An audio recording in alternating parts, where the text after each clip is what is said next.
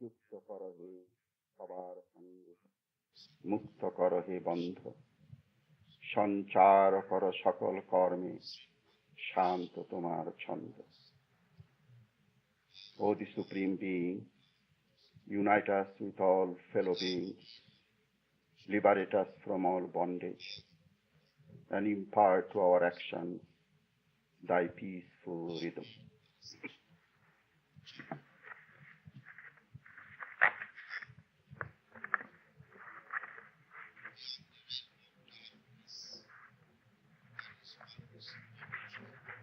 I shall read a few lines from my Rhythm of Truth. Thy name is love.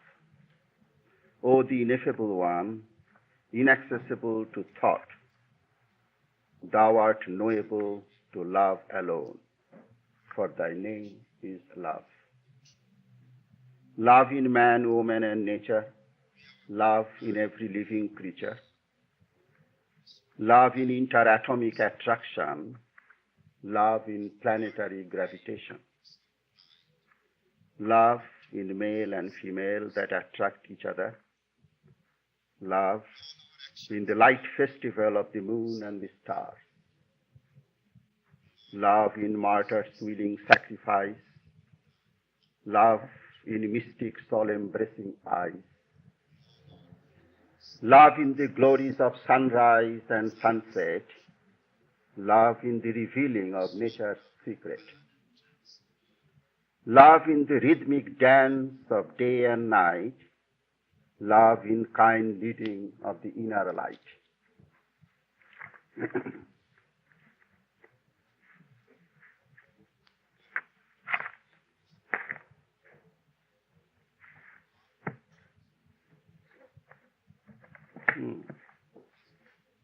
I'm sorry, I have left something behind.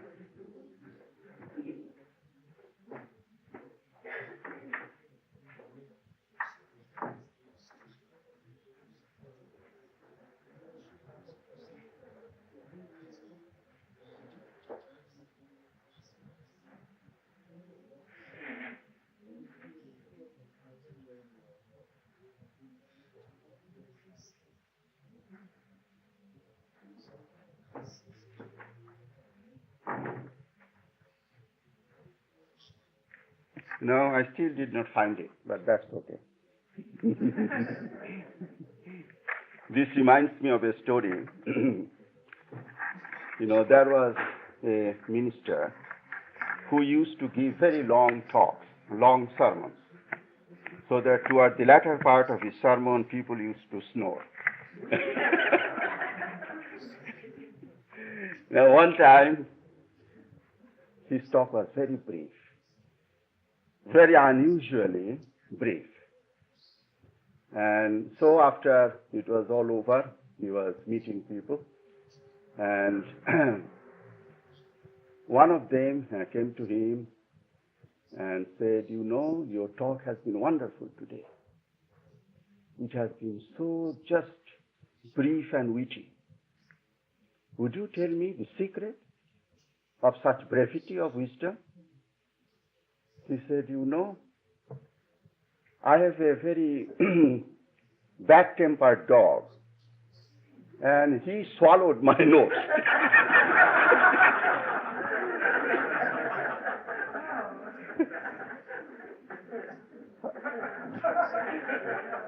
Then he said, I see. Would you care to give me one of his puppies when they're born?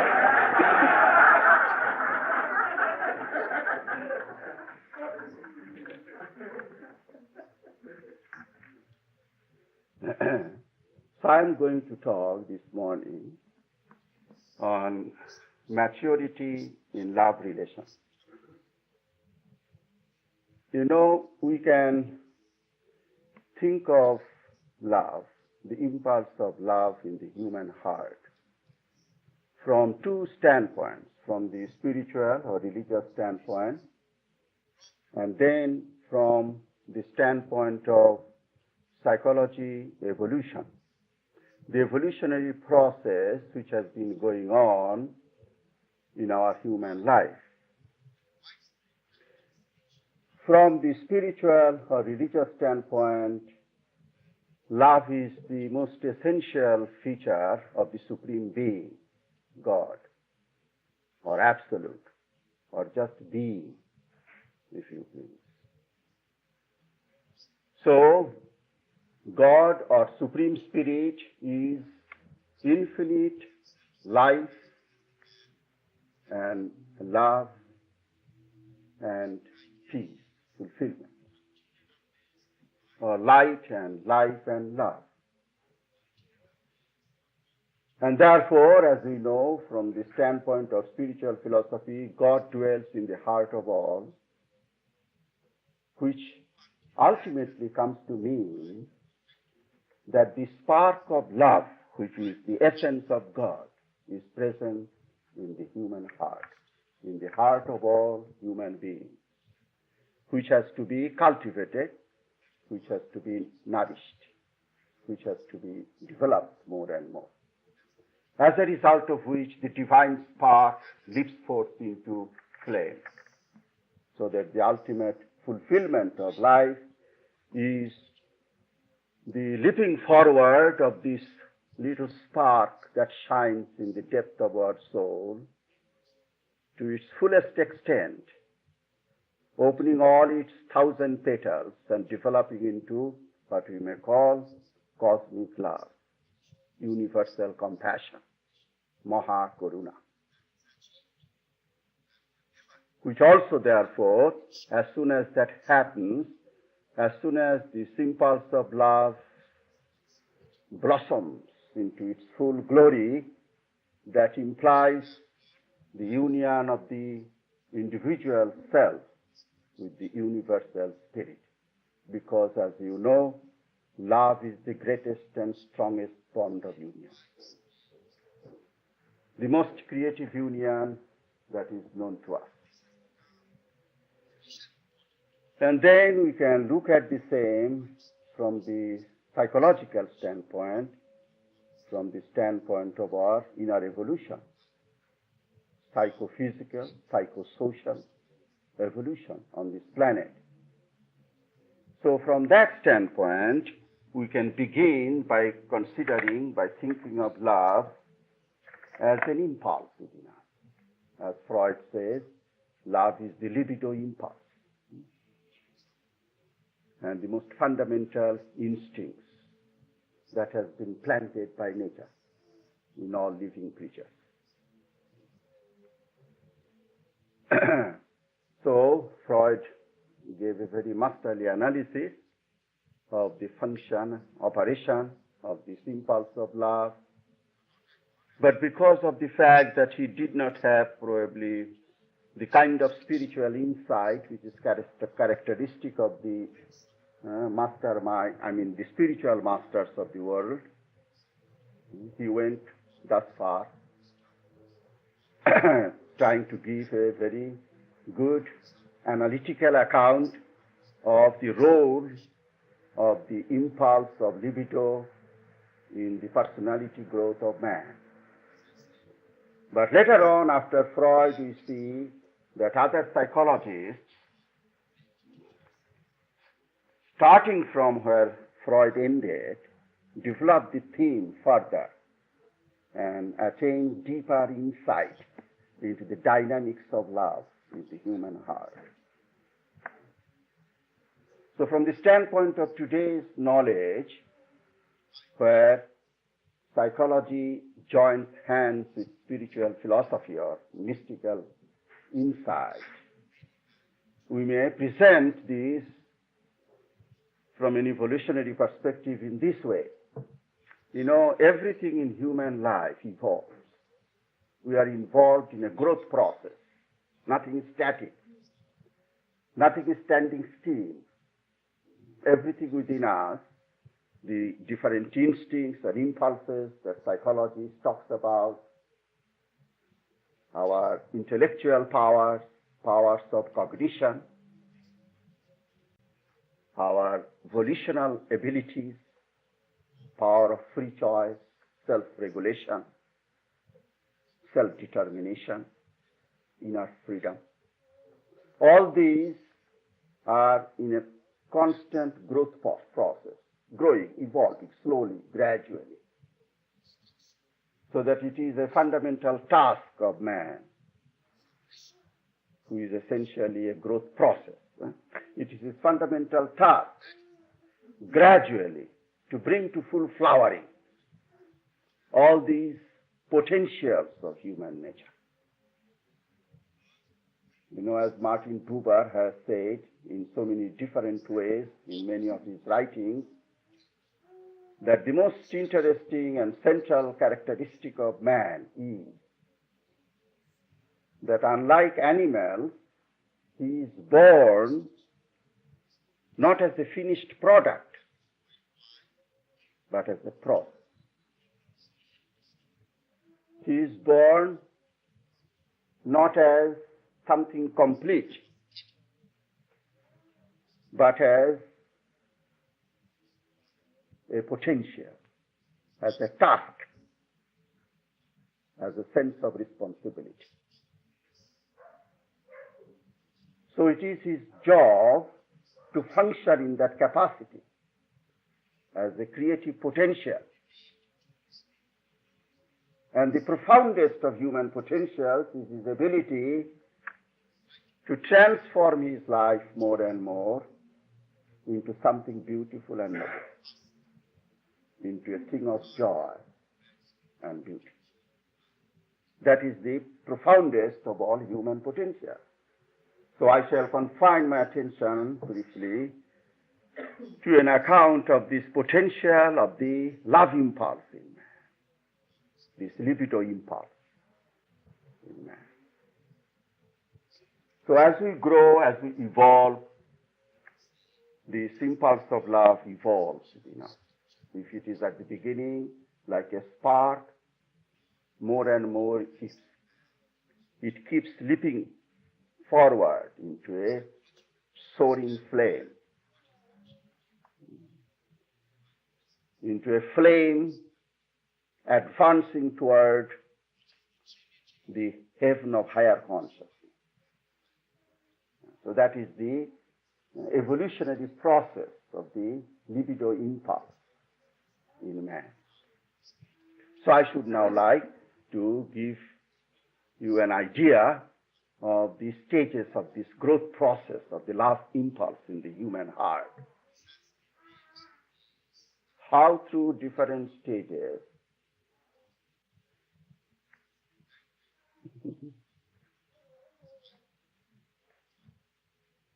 I think for the good of all, I suppose.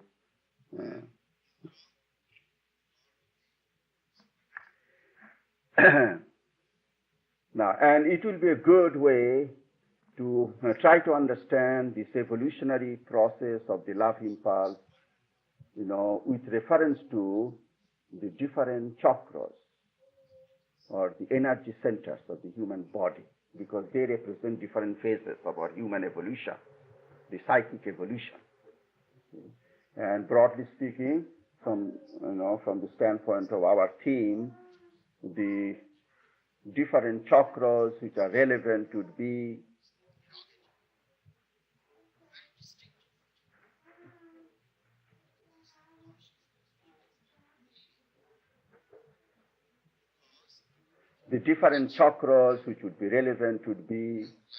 the first of all, abdomen center, which is called libido center, which is called instinctual center. And then the power center, navel center, solar plexus. It is very interesting, as we grow up, as we evolve, then these different energy centers function more and more. And then as a result, with our consciousness, we begin to think and live and act more and more on higher levels of consciousness. This is the story of human evolution. As we grow up and evolve, we begin and we learn to live, think, function, act, participate in human relations from higher and higher levels of consciousness. The biological level, which is the instinctual level. power level, kind of political level, you may say. Man is a political animal. Even those who do not participate in politics are political. You see? Because they have the will to power in them. You see? That is why wherever human beings live together, there is some power politics there. Just as even in the family, there is some power politics going on. Power politics between husband and wife goes on. You see, because there is a striving for power. There, which is illustrated in the history of what is called by anthropologists the struggle of the sexes, you see, for supremacy. There was patriarchal society. But now again, women's liberation movement is trying to change that. Maybe it is all for good, then that will become a synthesis. You see, there was matriarchal society when woman was in power. I mean, when you survey the process of civilization, social evolution, you see, woman was in power. Then came patriarchal society, when males came to power. See, so throughout history there is that power struggle. Is there. You see? And now all kinds of protest movements like women's liberation movement, you see, is trying to change that, change the balance, you see. And maybe the design of the evolutionary spirit, the grand design of the evolving world spirit is eventually to bring about a dynamic balance between the two sexes in society. Shiva Shakti balance, you see. This is what we would call, this is the ideal. Because ideal reality, the supreme spirit, Lord Shiva, according to Hindu philosophy, is the perfect balance between Shiva and Shakti. Not God the Father. Its ultimate reality, according to Hindu philosophy, is not God the Father, nor God the Mother. Its ultimate reality is God the Father, Mother, Shiva Shakti, Logos, Eros. Love, wisdom, perfect unity. That is ultimate reality. So, this is the goal toward which human evolution is advancing. And this is the grand design of nature, the creative power of nature, operative in the evolutionary process. Okay, so let us see how the love impulse evolves in the human heart. First of all, we begin with the impulse of love, which is manifested in our life as eros, as impulse, as passion, as desire, instinctual drive, instinctual sex drive, which we share with the entire animal creation. But then, you see, here I would like to make an observation which I think is very important.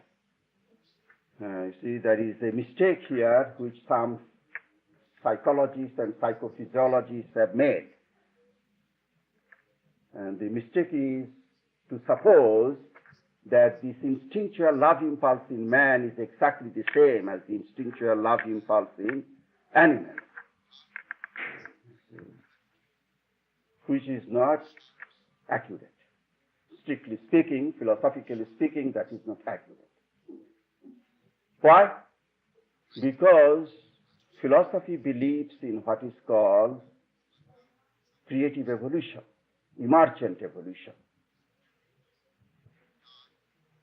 As nature is advancing on the road of evolution, bringing into existence higher and higher levels, things change, radically change. Everything, as a result of transition to a higher level, undergoes transformation. Nothing remains quite the same. So as soon as nature, cosmic nature, evolving nature, mother nature, took the big step forward in advancing from the animal level to the human level. This big step forward, breakthrough in cosmic evolutionary process.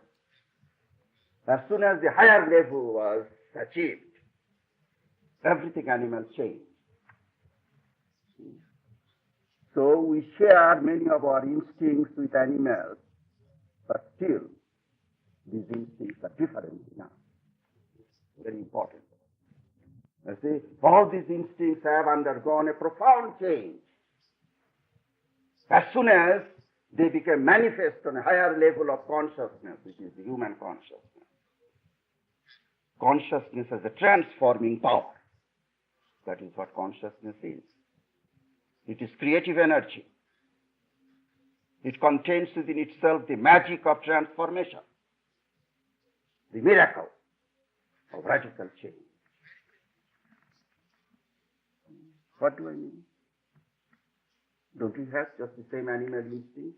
Desire to eat and enjoy food, the desire for sex, desire for companionship, desire for comfort, striving for safety and security. Don't we have the same thing with animals? Yes, we have. But still we don't. That's the mystery. You see, that's the mystery. As soon as instincts come in contact with reason, the change takes place. Man is born with the reasoning power, self-consciousness. So as soon as instincts come in contact with self-consciousness, they undergo a change. How? How does the change take place? All creative union, you see, produces something new. Creative union of two opposite forces gives rise to something new. Instinct comes into union with reason, self-consciousness. How can it remain the same? You see, let us try to understand it, because this is a very important point and a very profound truth. When you look at the behavior pattern of animals, you see, they are one with instinct. Nature has given them some instincts and they are one with it. That is a life of immediacy, immediate union. You see, there is no separation there. There is no sense of I. Their sentience is perfectly one with the operation of the different instincts planted by nature. So it is the life of immediacy. At the human level, that immediacy is broken. And man starts with the sense of this breach with immediacy. That is why, even though you feel within yourself different instincts, impulses, we all do, but we can create a distance from the instinct. Look at them. Become aware of them. What does that mean? You become aware of the different instincts within you, different desires, different impulses, different passions, and you think of them, reflect upon them. This reflection means a difference, a distance. You become, you are reflecting on your impulses, your desires. You see, so this is an inner division here, which is nature's secret mechanism for evolution. God's secret mechanism for higher development. You see, as soon as you subject your different instincts, impulses, desires to your scrutiny, to your examination, to your reflection, to your evaluation, you feel within yourself a tremendous potential, a new potential. Either you can say, well, fine, these are my instincts, this is how I am going to live. You can become hedonist and Epicurean, eat, drink, and be merry, and go that way. That is your choice. By exercising that choice in that way, man can descend lower than an animal. You see, animals don't go lower than animality. Man can. You see, man can go lower than animality. But at the same time, it is part of his potential the power of self-consciousness to say that, well, these are my instincts, impulses, but I am going to regulate them in such a way, control them in such a way that the energy I conserve thereby, I am going to devote to the pursuit of higher values like truth and beauty and goodness and peace and freedom. You have that ability. This ability is a direct consequence of our self-consciousness. Those who do, you see, they decide now to transform the libido energy, or to use a psychological expression, to rechannel libido energy toward the pursuit of higher values of life, which are intrinsic and absolute, like truth and beauty and godliness, holiness, wholeness of being, freedom. Then they can rise higher than God. That is human potential. So man has the very paradoxical ability within him either to descend lower than animality or to rise higher than angels. You see, that is why when a great spiritual master is born, even angels come to pay homage to them. Like Christ or Buddha, you see, angels come to pay homage to them. Because angels have the limitations. Like animals have the limitations, animals are limited by their fixed instincts. And angels are limited by their fixed virtuosity. Fixed virtuosity. It's fixed. They are also fixed. Animals are fixed in their, you see, instinctual behavior pattern. And angels are fixed in their virtuous behavior pattern. They do not know how to commit sins, and they do not know how to become one with God. Man does. You see, man does how to know, man knows how to commit sin, but man knows how to transform his sin into perfect spiritual illumination. That is his prerogative.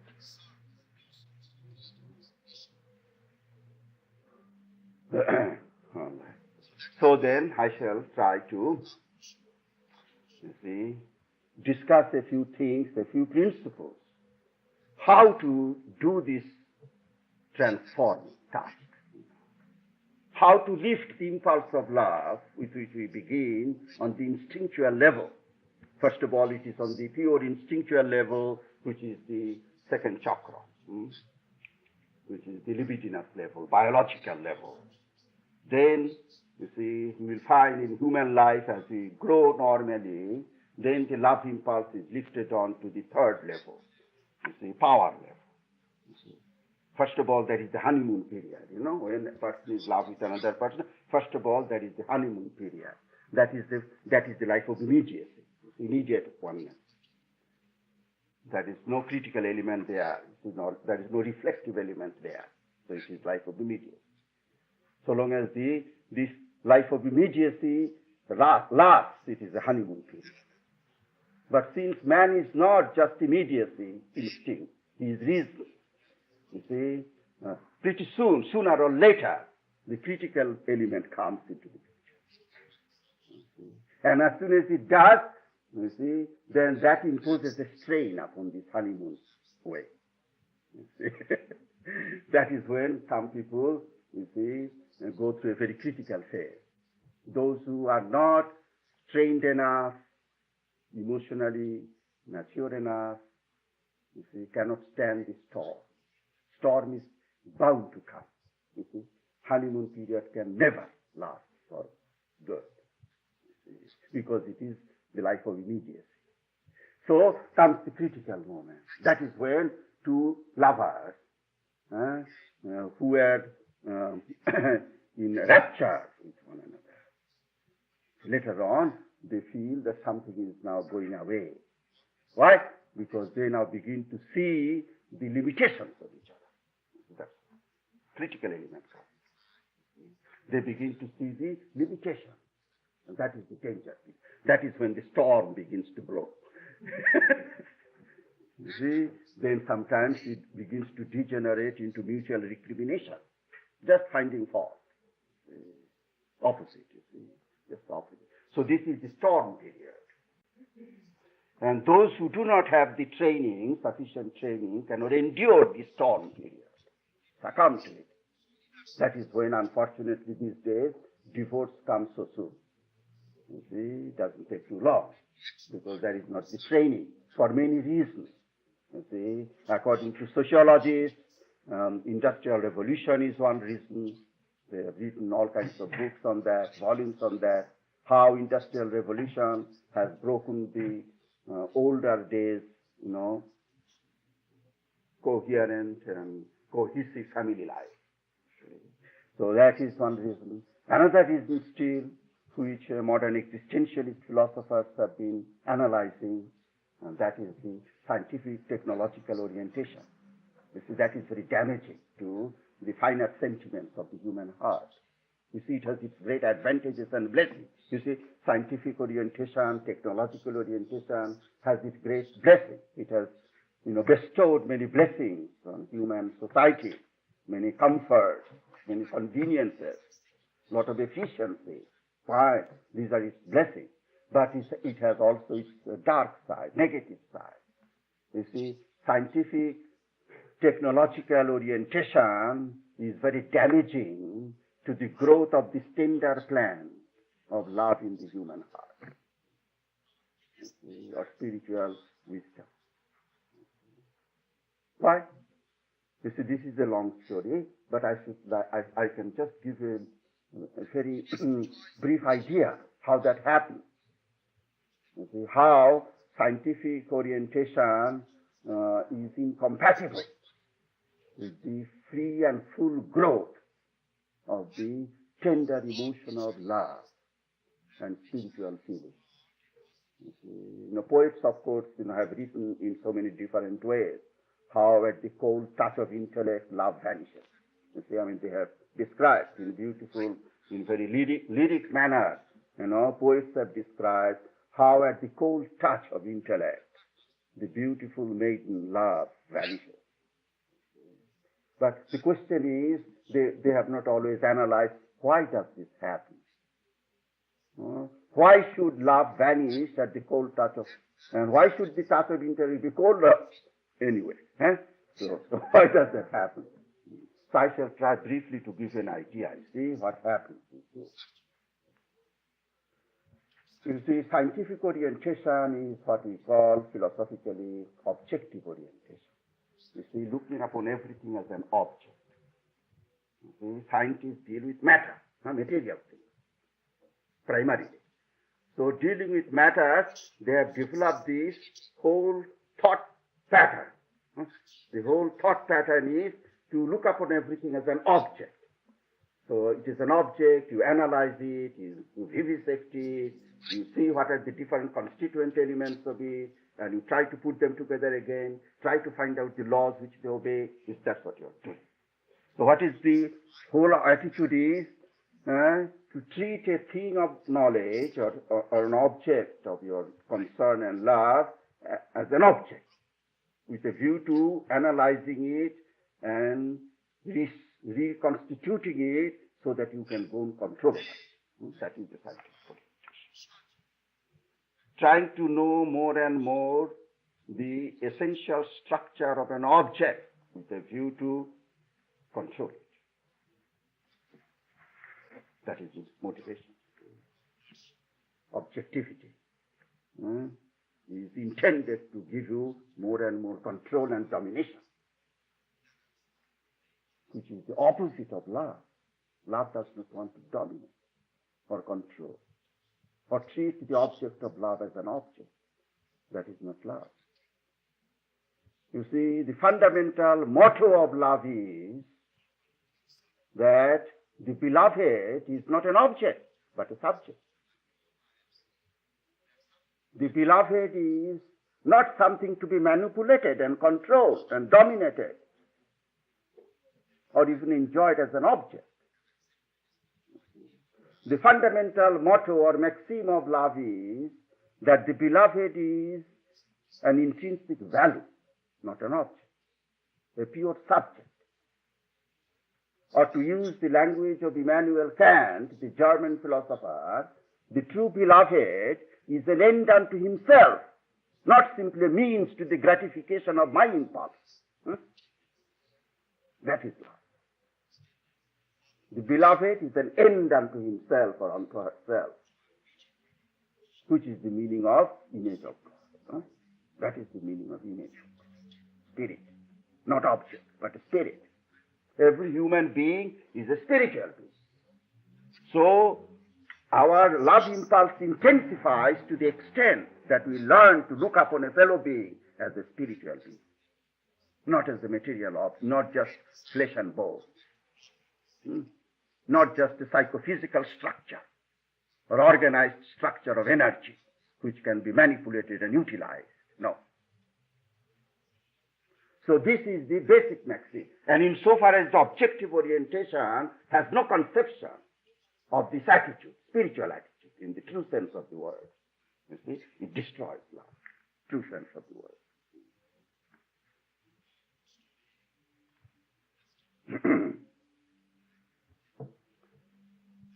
So this, will give you some food for thought. And you see, it is in order to preserve this attitude of love that the ancient masters, the sages, philosophers, they emphasize certain principles which we have forgotten now, which we have just forgotten because of the predominance of the scientific objective orientation. It's a manipulative, controlling orientation. You see, or what Erich Fromm has called exploitative orientation. You see, scientific, technological orientation has brought on the exploitative attitude. We are out to exploit everybody and everything. You see, this is the attitude. Out to exploit and grab everything and everything. You see, this attitude, which is the direct opposite of the spiritual attitude, which is to have respect.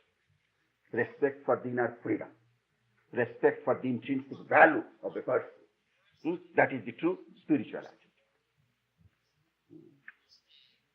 Now, as I was going to tell you, that ancient sages had some very wonderful ways of preserving this true spiritual attitude, spiritual orientation. One was, you see, like for example in Indian philosophy, the principle which has been emphasized in so many different ways through legends and stories and anecdotes and so on and so forth, is that all, they would say that all women are manifestations of the Divine Mother, Mahashakti, and all men are manifestations of Shiva, archetypal male principle, divinity. You see, so very simple, sounds very simple, but you see, that is a profound truth there, great wisdom, because that is what human beings are, both men and women. You see, all women essentially, in ultimate analysis, are manifestations of the universal love in the heart of reality. Divine Mother, as they say, Mahashakti. And all men, in the same way, are manifestations of the principle of Logos, universal Logos, in the structure of being, ultimate reality. You see, as soon as we have, as we are brought up in this kind of thinking, then naturally we feel inclined from within to look upon men and women from that standpoint, in that way, from that perspective, which means that we are all spiritual beings, essentially spiritual beings. The material side is the substructure of our spiritual essence and must not be regarded as the ultimate truth of our being. So therefore, this is why you will find that in ancient books on yoga, this was considered a technique. How to more and more develop and cultivate and nourish this spark of divine love which is present in each one of us. And the principle is to try to practice the presence of God in all. That is the simple principle. You see, Christian mystics in different religions also have practiced it. You see, they have practiced it. Practice of the presence of God in all. Because that means, you see, practice of the presence of God in all means to look upon all as spiritual beings, not just as matter. Not just as matter to be contemplated and controlled, you see, or analyzed, but as pure spiritual images of the Supreme Being. Relation being a relation of equality, love and mutuality and respect for each other. So this is a very important principle. A very important principle, you may say, or a yogic technique for gradual, for increasing transformation of the instinctual love impulse into more and more spiritual emotion, which is a divine emotion. True emotion of love is a divine emotion. It is really the essence of God. Now I shall very briefly, there are so many things I can bring out and discuss, in this respect, but very briefly, maybe discuss one or two critical matters here on the basis of my practical experience in trying to, dealing with the problems of people. One time, I had a student who used to come also for counseling, and she was very spiritually minded. Then I was trying her best to love all, she would come across in life. But one day, with great force, she brought up this problem. She said that, well, in my meditation, I try to project love to all, but the problem that over and over again comes is that how can you really love an enemy when you have somebody who really hates you, rejects you, does not want to have anything to do with you? How can we really love? It may sound all right, it may sound a good sentiment, but actually when it comes to brass tacks, when it comes to the nitty-gritty, we find that we just cannot develop an attitude of love to somebody we know does not like us, or on the contrary, is hateful. So this is certainly a very great problem here. Okay. Now, the way we can try to understand the problem and solve it would be this. That you see, when we say that God is in everywhere, God is in all, both saint and sinner, okay, immediately we draw a conclusion which is not right, and that is why we do not succeed in the practice of the principle. So we have a way, human mind, our intellect or reason being untrained to begin with, and does not always get a chance of being properly trained. So we have a way of drawing all kinds of jumping to conclusions. Very often the conclusions are not quite right. You see, when we say that God is in all, and it is good to practice the presence of God in all, you see, in our ignorance, we immediately draw the conclusion that then all men are perfect. You say God is in all men are perfect. And then how can you love people in that way? Because you see they are not perfect. They have all kinds of imperfections, they have all kinds of drawbacks, limitations. So how can you think of really sincerely? You will be practicing hypocrisy. If you are very, self-analytical, then you will say that, well, if in spite of all that let me think of them as God, you see, then it will be some kind of hypocrisy.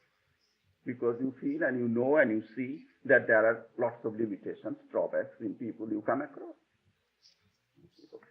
So this happens, the failure in practice happens because we have drawn a wrong conclusion.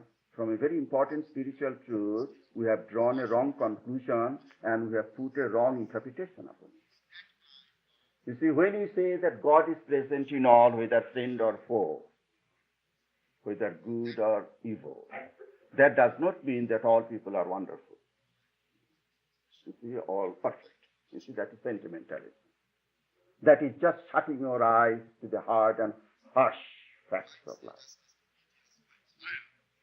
So the true meaning is that all human beings, humans as we are, certainly are compounded of good and evil, of bright and dark sides of life. Everyone has some great potentials and assets of personality, and everyone has some drawbacks and limitations. As Dr. Jung says, everyone, however brilliant and good he may be, has his shadow side, just as the moon has its shadow. So however good and beautiful or handsome a person may be, he has his shadow side. You see? So, when we say that God is present in all, we do not mean that everybody is absolutely good and perfect. All that is meant there is that every human being has a spiritual potential, which is not actualized yet, but it is there as a potential. And actually, when we say that practice the presence of God in all, you see, that does not mean that embrace everybody as wonderful. No. That means, actually, that you can make all your actions very creative, very productive, even in dealing with human beings. You see, when somebody comes along and says a very unkind, uncharitable word, naturally, my first impulse is to be angry, to react with anger. Okay. But if I keep cool, if you're cool, and try to understand, actually meditation or yoga is the art of keeping one cool. That's what it is. So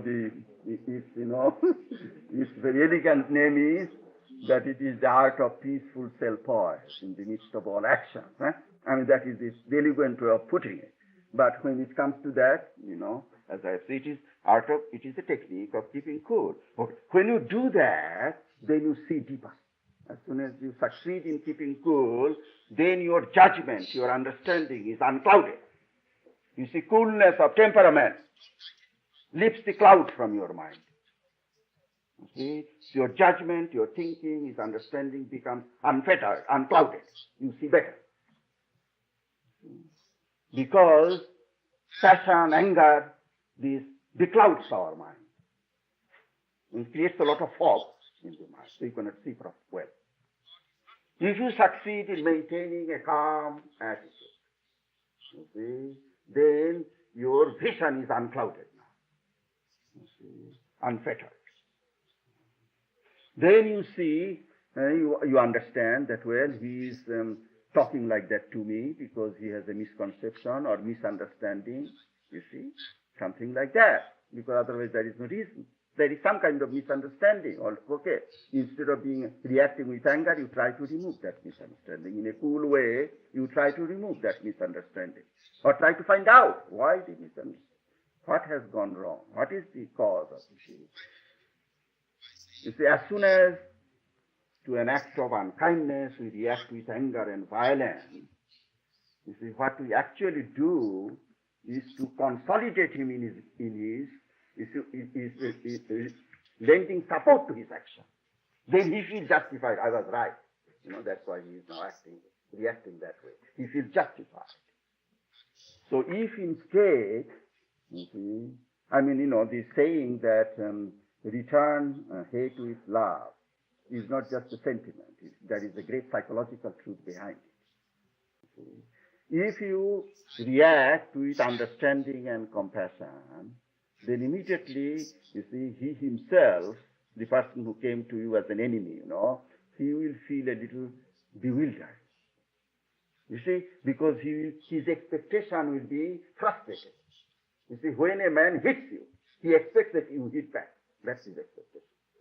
You see, he comes to hit you and he certainly expects that you will be hitting back, and then he will be justified in hitting you back with a stronger punch. But when instead he sees that you have not hit back, he feels a little frustrated. What's the matter? Why is he not hitting back? You see? He feels frustrated. And then, you see, he gets ready now. You see, he's prepared to understand you better. You see? And that gives you a great chance to do God's work. Gives you a chance to do God's work. You see, in other words, in that way, by showing some understanding and sympathy, some insight and concern or helpfulness, you can play a very creative role in bringing to the foreground of his consciousness the hidden spiritual spark within him.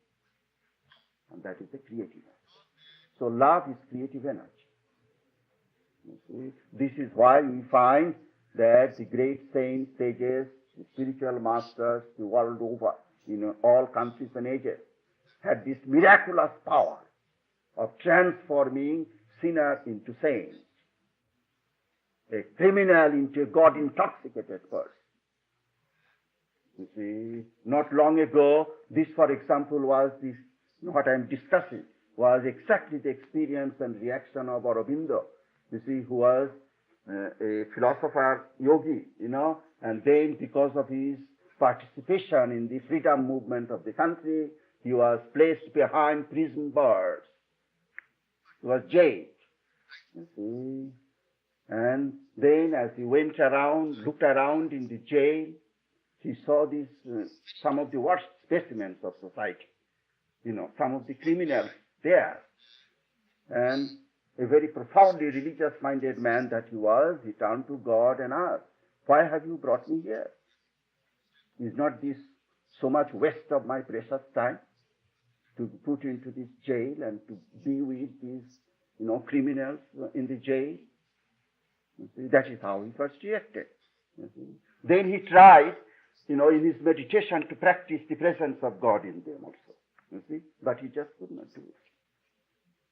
You see, at the beginning, could not do it, because how can he? When he sees them as they are, the way they talk, you see, the way they act, their demeanor and everything, how could he possibly? You see?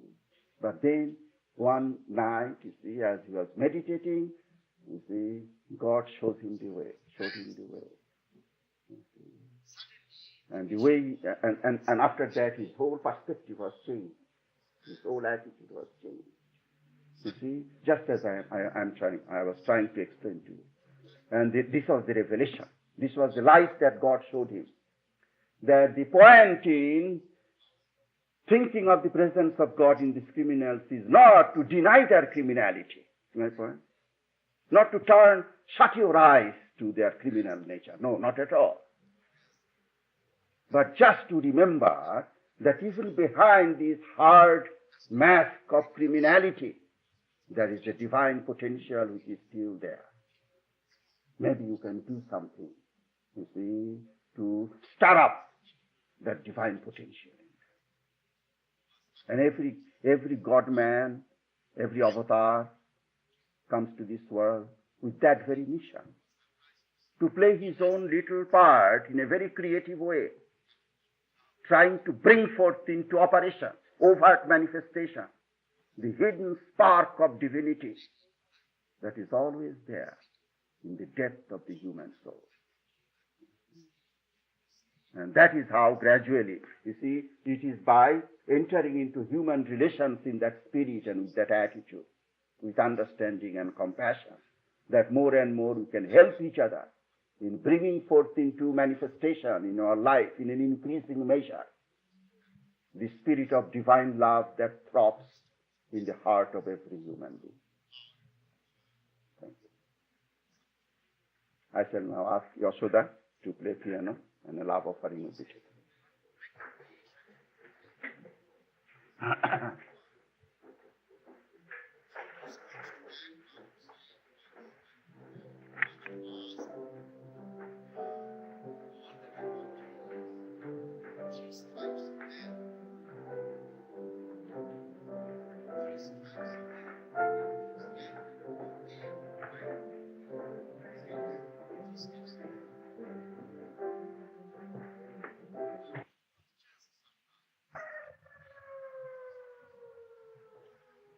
Let us do a little meditation now.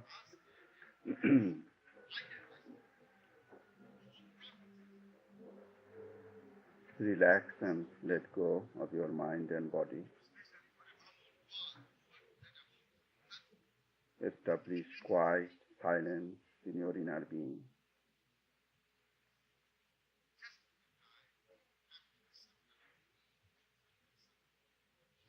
Enter into the inner silence of your existence and focus on the inner light. Visualize a flame or a flower within yourself.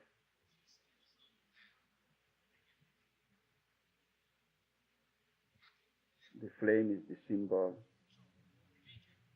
of the presence of the divine in man, the symbol of our spiritual potential. The flame at the center of our being.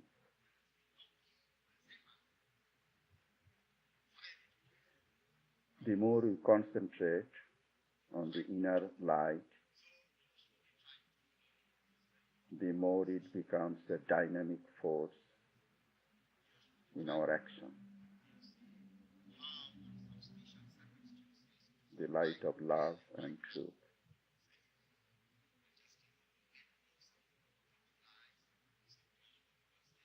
The more you concentrate on this inner light,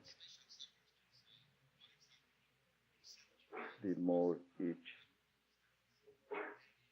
reorganizes all other impulses and motivations and becomes the chief source of inspiration.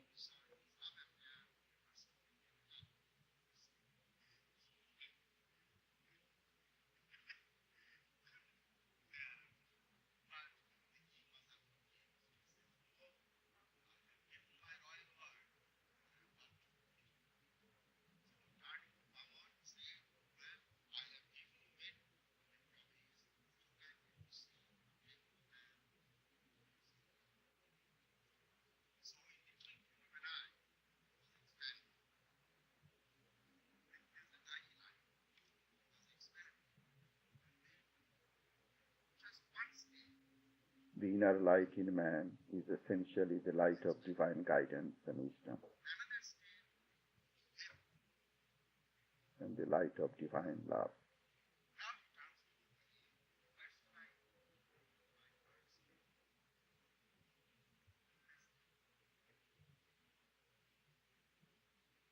By focusing on the inner light, the process of spiritual evolution is accelerated.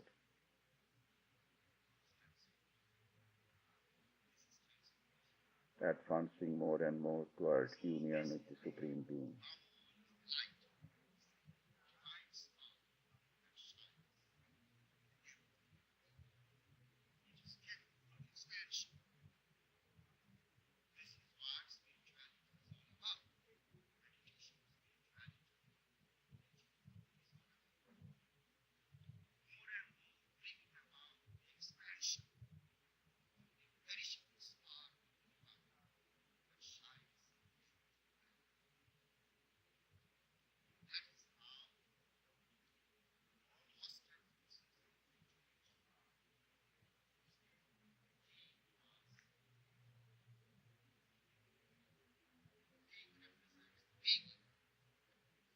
Om Shanti, Shanti, Shanti. Om Shanti, Shanti, Shanti. Om Shanti, Shanti, Shanti. Now let me tell you about the forthcoming events.